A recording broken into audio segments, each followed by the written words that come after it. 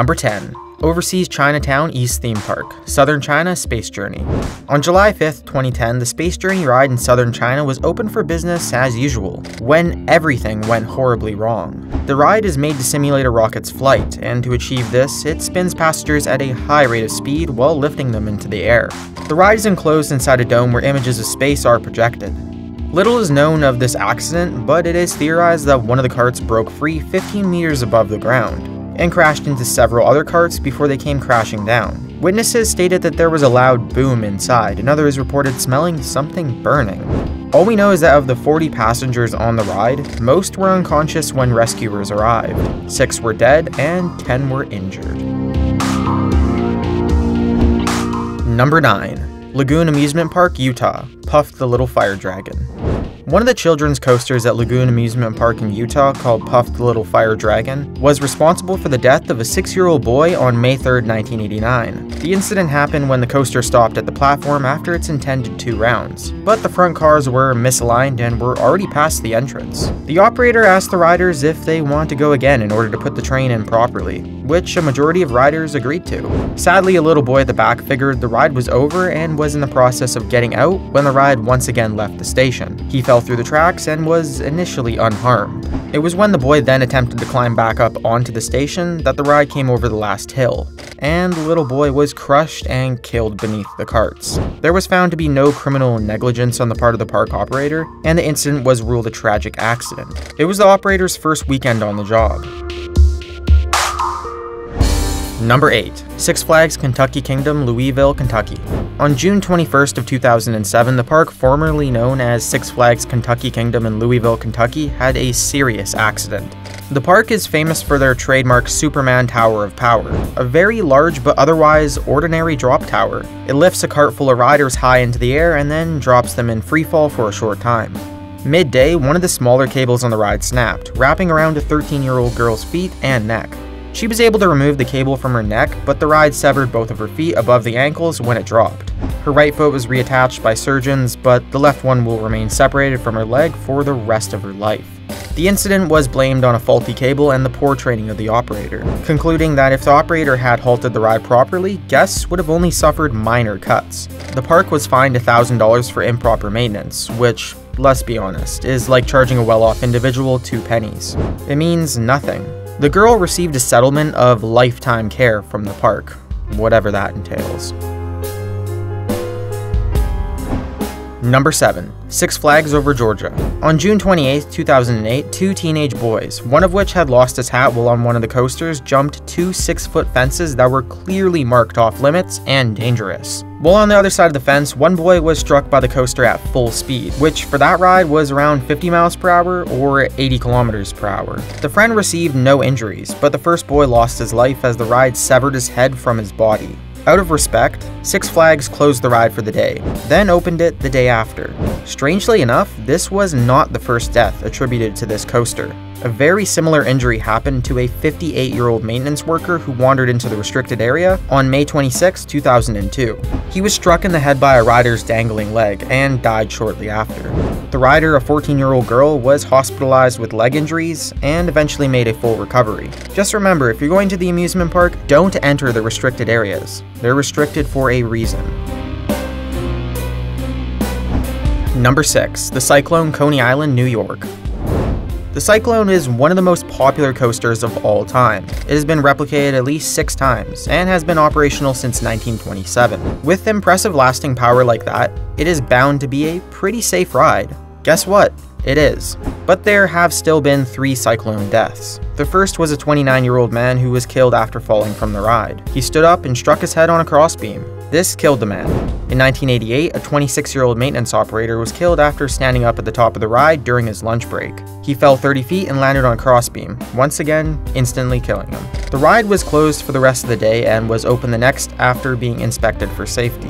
The third death was in 2007 when a 53-year-old man suffered several crushed vertebrae in his neck after riding. He later died of complications in the hospital. On second thought, maybe it isn't the safest ride. Number 5. Kings Island, Mason, Ohio. On June 10, 1991, 2 men died in a tragic accident in Kings Island, Ohio. One man fell in the pond while visiting the park. The man's friend then jumped in to save him, as did a staff member. Due to faulty wiring in the pipes near the pond, the two rescuers were electrocuted and killed. Strangely, the original man who fell in was fine. Sadly, this was a bad day for Kings Island, as less than an hour later, a drunk woman was thrown from a thrill ride to her death.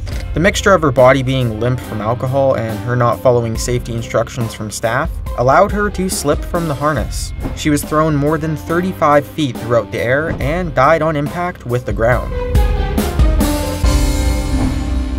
Number 4. Haunted Castle, Six Flags Great Adventure. The Haunted Castle of Six Flags Great Adventure in the Jackson Township of New Jersey got a lot scarier in the year 1984. According to reports, there was arson involved and 8 teenagers died. The teens were going through the building as normal, but were somehow trapped when the fire started. 8 of the 9 teens initially perished from smoke inhalation long before the flames reached them, and only one survived the ordeal. She was saved by a staff member who braved the blaze and came to her rescue. The remains of the others were so charred that they were mistaken for mannequins, and it wasn't until several hours later that a firefighter realized that they had more substance. After the fire, other haunted houses in the park and surrounding areas were closed and had fire safety measures imposed.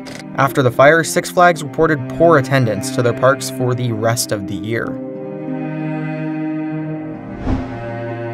Number 3. The Big Dipper at Battersea Fun Fair. This terrible accident happened at one of the biggest attractions in Britain at the time. The Big Dipper was very similar to the London Eye. It was an extensive wooden roller coaster that opened in 1951 as part of the Festival of Britain. However, this illustrious ride would stand for something far darker.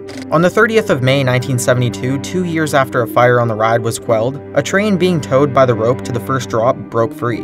The rope towing the cart snapped and the brakes failed to engage. As Carolyn Adamczyk recalls from that fateful night, she was in the front carriage when the rope snapped, sending the cart hurling into the loading area. As the cars rounded a curve, the rear one flew off the tracks as others plowed into the walls of the station. Adamczyk and her friends were unharmed, despite being stranded 15 feet in the air. One of the girls exited the car and fell through a railing to her death. After the accident, the ride was closed down, and 2 years later, the fun fair closed, never to open again. Number 2. Mindbender at Galaxyland Amusement Park. On the evening of June 14, 1986, the worst happened at a theme park in Canada. And no, it was not because of ice buildup. The coaster Mindbender was in operation during a concert held in the park. The undercarriage of the rear car fell off, quickly derailing the car. The passengers were careened into a support beam and 3 were killed. One other was seriously injured with extensive spine and rib damage. The ride had been shut down twice preceding the accident as the operator heard a metallic noise. Even though they ran the carts empty, the maintenance personnel could not find the source and presumed the cart was fine. Despite their initial fears, they still loaded people up, and the coaster derailed in front of thousands of people. The cause of the derailment was linked to 4 bolts which held the undercarriage in place, that were not visible unless the cart was taken apart. When these bolts came loose, they wore against the track and either fell out or severed, causing the heinous accident. Number 1. Action Park, New Jersey. This entire park was infamous to surrounding doctors and Jerseyites alike. With nicknames like Traction Park, Accident Park, and Class Action Park, people probably should have known to stay clear. With a mix of poorly designed and unsafe rides, underaged and under-the-influence operators, and intoxicated visitors, there was no doubt as to the source of the park's terrible safety record. Action Park was one of the first ever water parks, and the wave pool was especially new, being the first one ever built. Unfortunately, it was also the first one to take not 1, but 2 lives. Funnily enough, this wasn't the reason that it was called the grave pool. That stems from the fact that in an average weekend, the 12 lifeguards would save over 30 people from drowning. The danger came from the fact that the waves impeded the visitors' measure of the depth of the pool, actively encouraging them into deeper water. Another slide, called the Aqua Scoot, caused a slew of head injuries when riders rode a hard plastic board down a slide made from industrial rollers into a shallow pool. If the rider was not leaned back when they hit the pool, the plastic sled would dig in and throw the rider head first into the pool, which was only inches deep. Truly an interesting park that is still operational. It has gone through 3 different owners and has had many safety improvements in the last couple decades.